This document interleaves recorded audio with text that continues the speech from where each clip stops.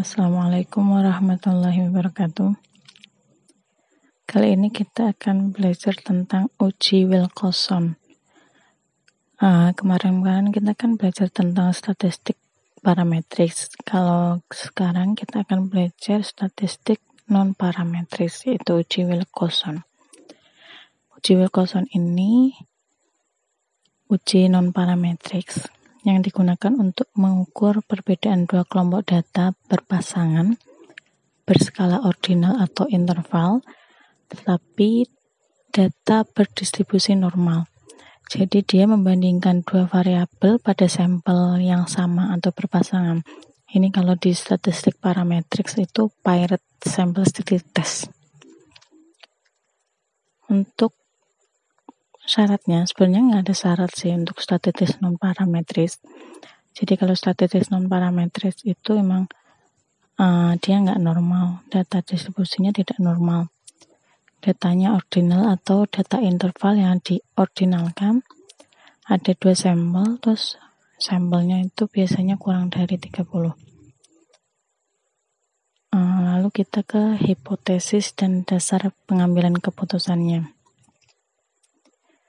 Untuk hipotesisnya, uji dua pihak itu H0, PX sama dengan PY, sedangkan HA-nya PX tidak sama dengan PY. Kalau uji pihak kiri itu P lebih. Maksudnya untuk H0-nya PX lebih besar dari sama dengan atau lebih besar. Maksud saya H0 PX lebih besar dari sama dengan PY, HA-nya PX lebih kecil daripada PY. Untuk uji pihak kanannya, H0 PX lebih kecil dari sama dengan PY, HA-nya PX lebih besar daripada PY. Untuk dasar pengambilan keputusannya, W hitung kurang dari sama dengan W tabel, itu maka H0 ditolak, tetapi jika W hitung lebih dari W tabel maka H0 diterima. Untuk contoh perhitungannya, di sini kita punya judul analisis perbedaan kesehatan mental mahasiswa sebelum dan sesudah pandemi COVID. Nah, untuk hipotesis penelitiannya, H0 tidak terdapat perbedaan kesehatan mental mahasiswa sebelum dan sesudah pandemi COVID-19. HA-nya perbedaan kesehatan mental mahasiswa sebelum dan sesudah pandemi COVID-19. Hipotesis statistiknya H0 mu1 sama dengan mu2, dengan mu1-nya itu mahasiswa sebelum pandemi, kesehatan mental mahasiswa sebelum pandemi, mu2-nya kesehatan mental mahasiswa sesudah pandemi. HA-nya mu1 tidak sama dengan mu2. Untuk tabel penolongnya, kita siapkan data yang kita ambil dari penelitian. Di sini ada 14 mahasiswa. Kita punya data sebelum dan sesudah, sebelum X, sesudah Y.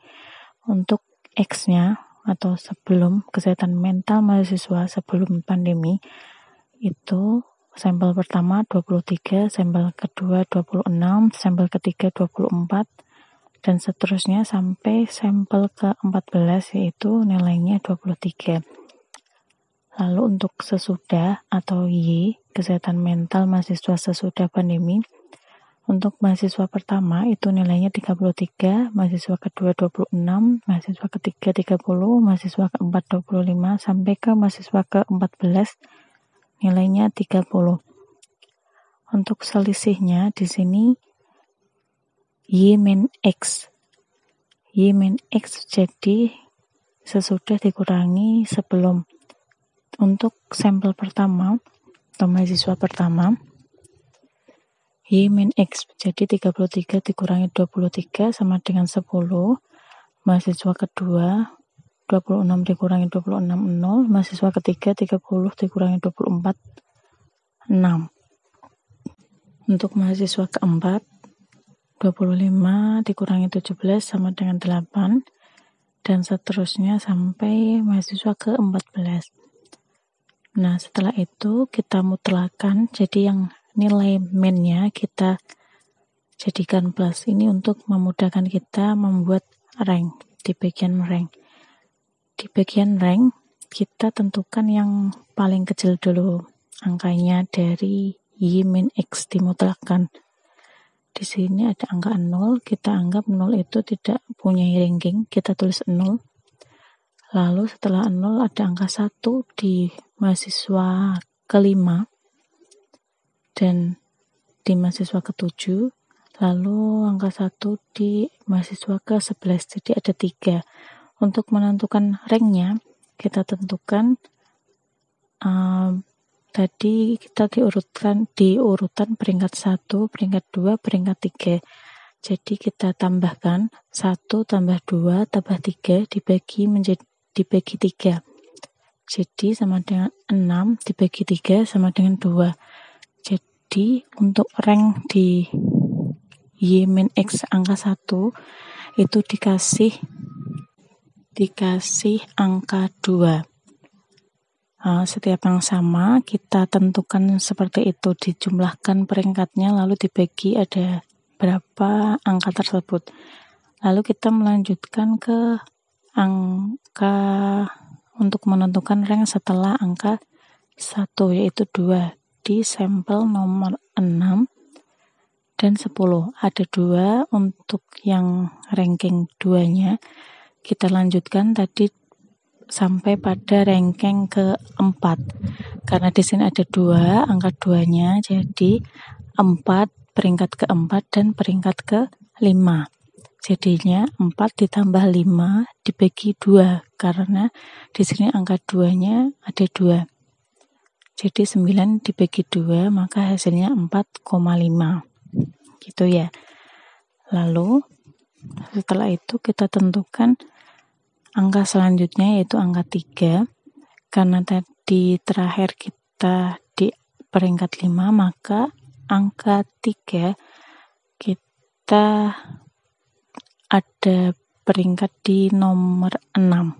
Setelah itu untuk Y min X angka 4 ada di peringkat 7. Lalu Y min X angka 5 ada di peringkat 8.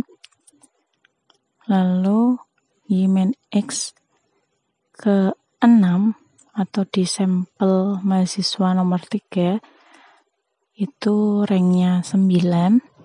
Selanjutnya sampel ke-14 itu kan selisihnya ada 7. Jadi dia ranking 10. Lalu ada sampel ke-4 ini ada angka 8. Dan sampel ke-13 ada 8, jadi ada 2 8-nya.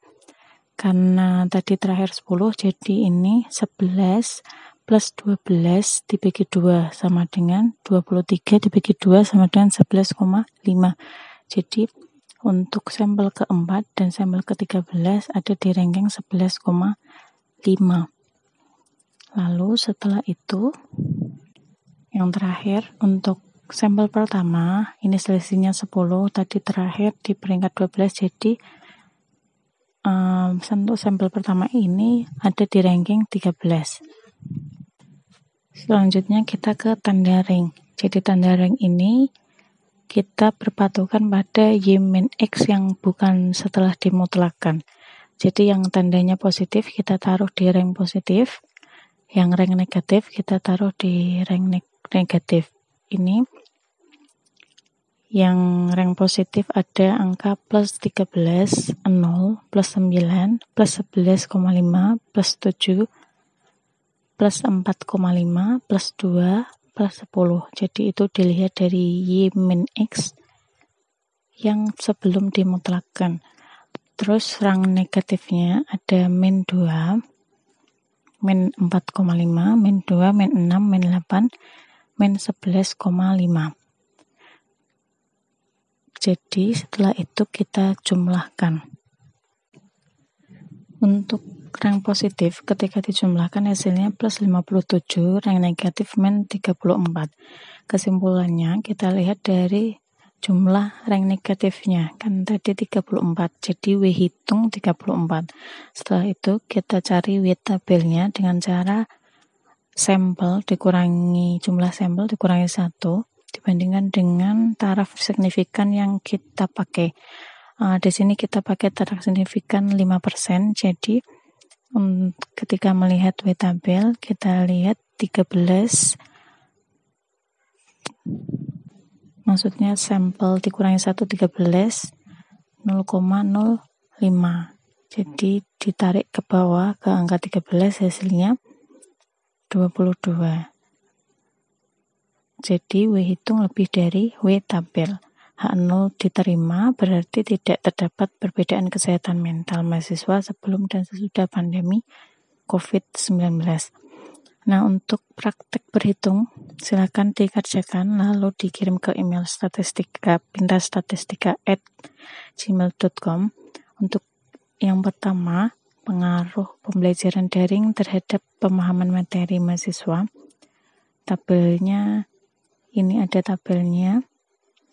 Lalu yang kedua, diperoleh data perbedaan keaktifan mahasiswa sebelum dan sesudah berorganisasi. Silahkan dikerjakan, lalu dikirim ke email pintarstatistika@gmail.com. Terakhir dikumpulkan sampai minggu depan, gitu ya. Terima kasih, cukup sekian untuk uji Wilcoxonnya. Semoga dapat dipahami dan bermanfaat untuk kedepannya. Assalamualaikum warahmatullahi wabarakatuh.